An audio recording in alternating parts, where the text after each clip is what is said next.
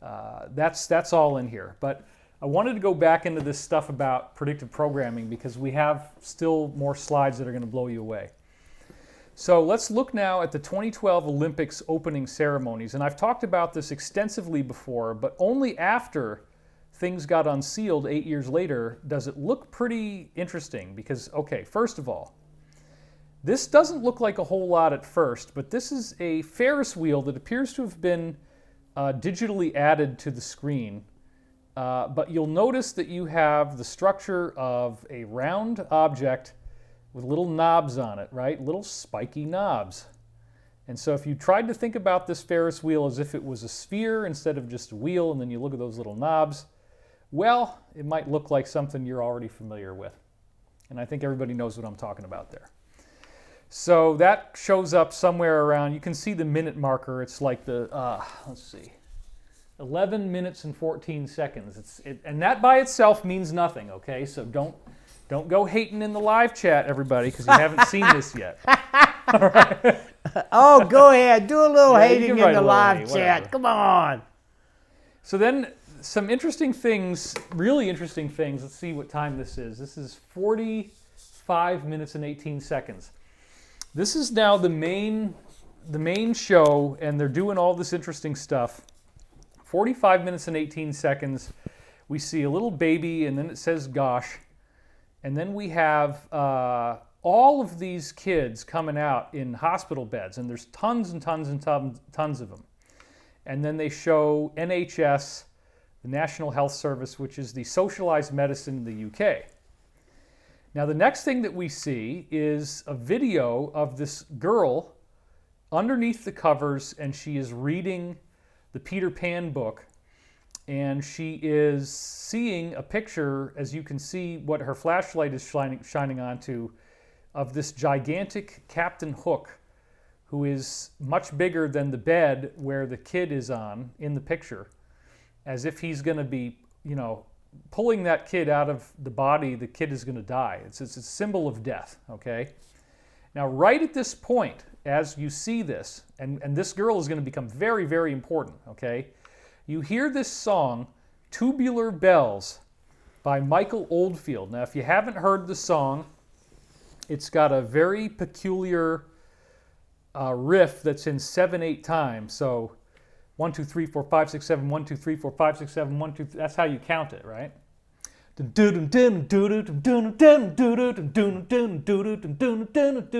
Okay. It's this really scary music from The Exorcist, okay?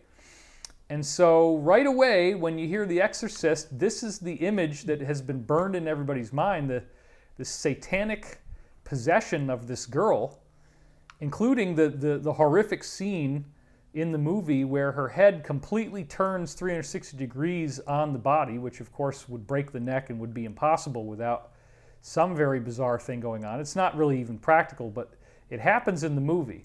So you get the Exorcist soundtrack starting to play, and they actually bring out the real Michael Oldfield, who plays bass and guitar and all this stuff. And then at the same time, they bring out the Harry Potter author J.K. Rowling, and she reads a quote about Neverland from the Peter Pan book. And they show her out there. Now remember, there's the girl under the bed, and she's looking at the picture of Captain Hook. You got J.K. Rowling, she's reading from the book, and I'm going to read you the quote as the Exorcist music is playing, folks. Of all delectable islands, Neverland is the snuggest. It's not large and sprawling, with boring distances between one adventure and the next. It's nicely crammed. When you play at it by day with the table and the chairs, it's not a bit frightening, but in the 2 minutes before you go to sleep, it is real. Now let's back up a little bit just for a second here, because one of the things that she says is, out of only 4 little sentences, right? Boring distances. As if the concept of social distancing, and this is in 2012, everybody, okay? This is back in 2012. Boring distances between one adventure and the next. It's not boring distances, it's nicely crammed. So it's actually, in just a short number of words, with the Exorcist soundtrack, with what we're about to see happens with this little girl, you've got them essentially what could be construed as a prophecy of social distancing, but it gets a lot worse, okay? So a lot of people have noticed that at this point, right after this, as she's reading this and you're hearing The Exorcist, you see all these people running out in these weird black suits, and the only thing you can see is their eyes, which are green. So this is one image of that. This is another image of them all running out, okay? And so this could symbolize, and appears to symbolize, some sort of plague, okay? And then immediately thereafter, as you're still hearing the music of The Exorcist, we have this weird devil wagon come out, this wagon of death that's like, he's got the net to capture people, he's got these weird horses like the 4 horsemen of the apocalypse, and very prominently positioned in the foreground is this Asian nurse. She is very clearly Asian, and they linger on her face for a really long time. As this wagon is coming in, here's another image where you can still see her face. And then here is the wagon itself with all these weird, crazy beings. And then you have the Prime Minister, who wasn't the Prime Minister at the time, Boris Johnson, but he is now. The Prime Minister of the UK, it's obviously supposed to be him, in a bed sick. And of course, he got this thing that happened a few months ago as well. He was one of the people who got it. Then the same... And made it through it at a ripe old age. That's right. I mean, look at the age of him. You know, the key, he made it through it. But this is the part you might not have seen, and I've been talking about this, folks, but I want to do the homework and finish the job for you.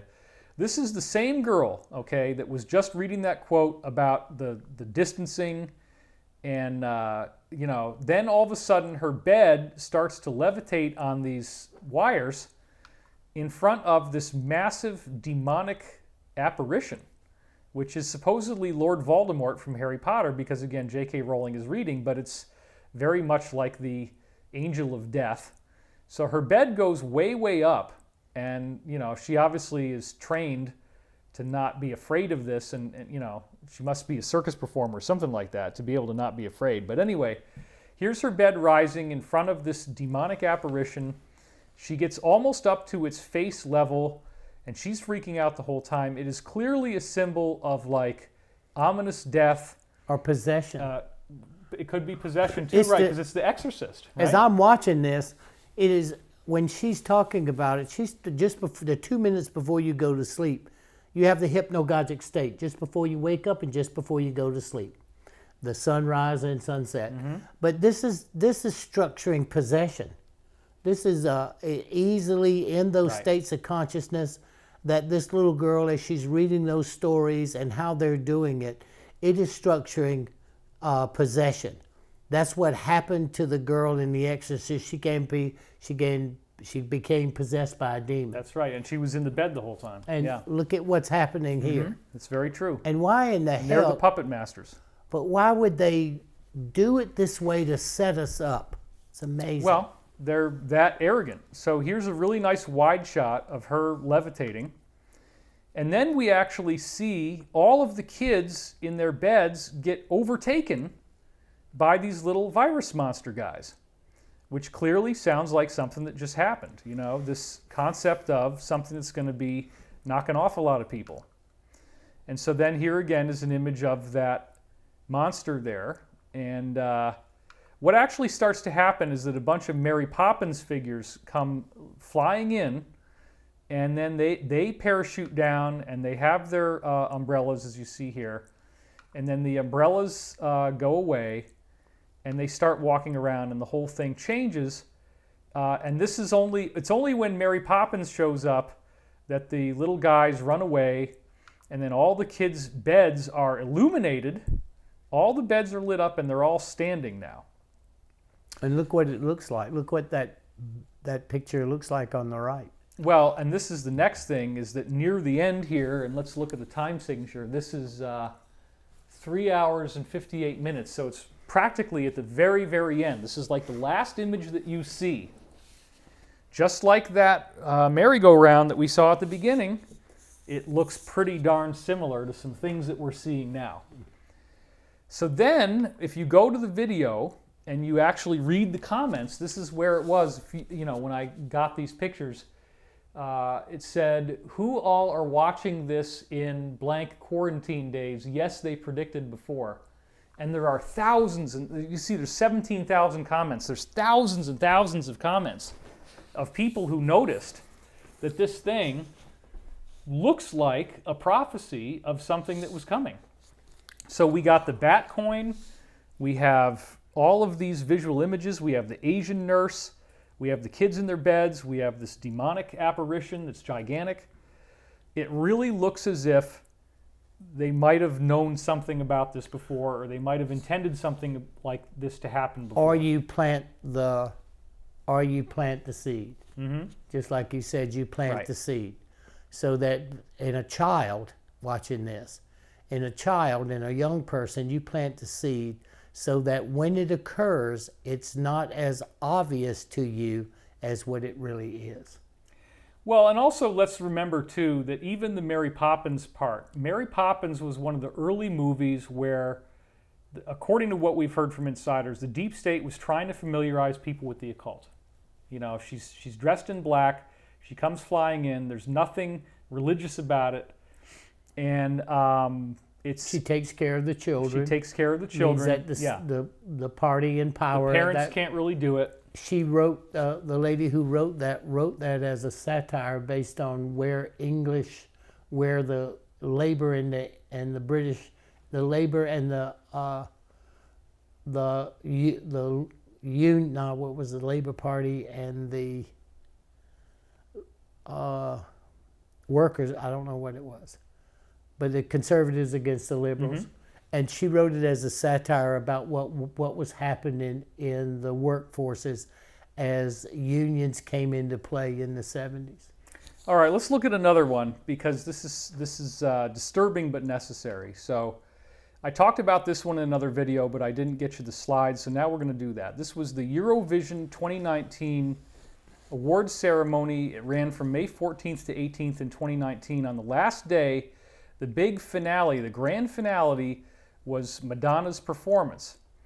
And it's very, very frickin' creepy, because it starts out looking like some kind of black mass with everybody in black robes and all this blood-like light on the background, and then she is right there appearing under what is called the Arch of Baal. And you see this in so many movies because it's a common element in modern architecture on purpose, but it actually symbolizes sacrificing young people and adults to Baal. That's what the whole thing means. You can look it up. It's extensively used.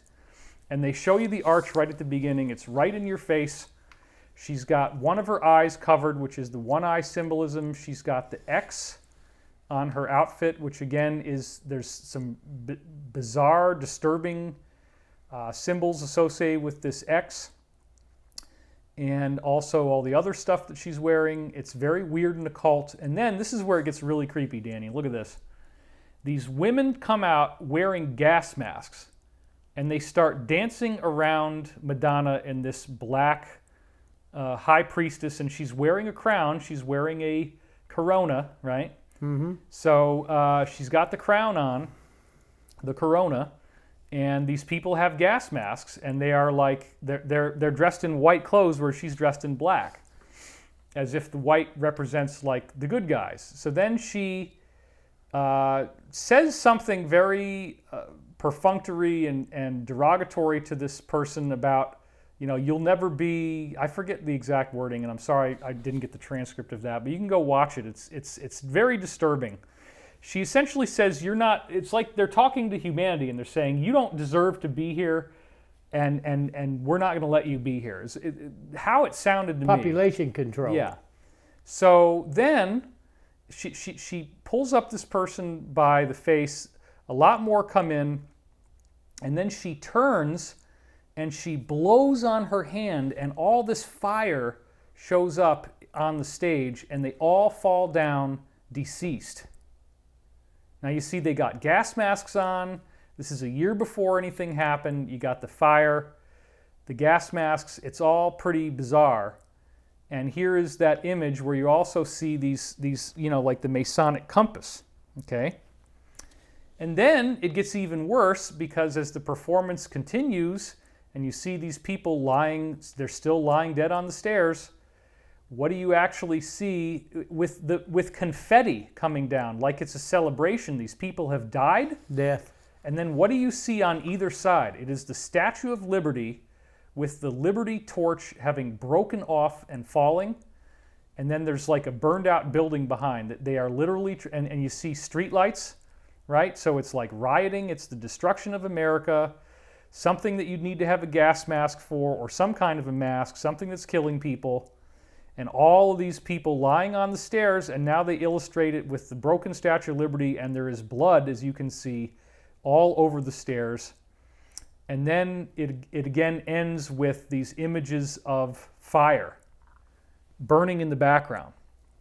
So, I mean, That's to me, conditioning. You're so right. it's so arrogant. It's so in your face. And a targeted population. That's right. Look at who it is. It's millennials and the next generation, the Xers. It's targeting them for conditioning that if she can do it, then it's okay for them to do it. Right.